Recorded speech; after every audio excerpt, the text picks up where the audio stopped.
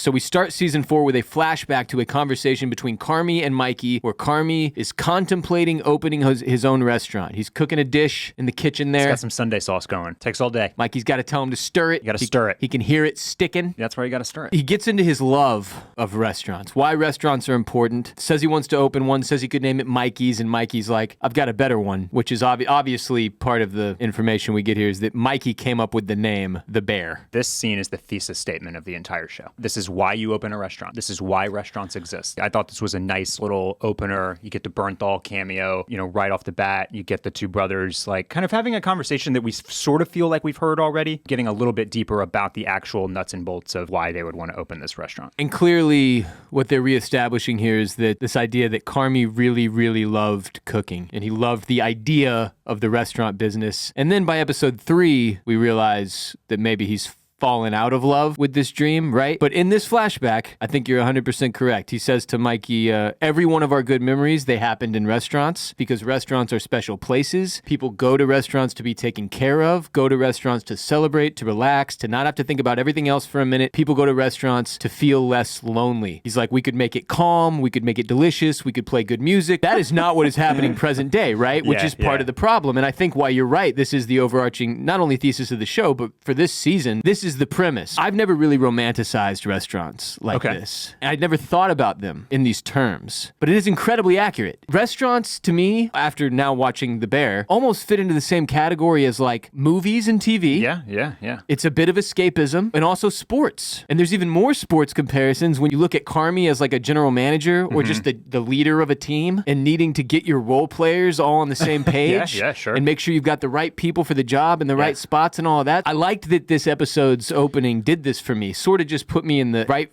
state of mind to take on this show.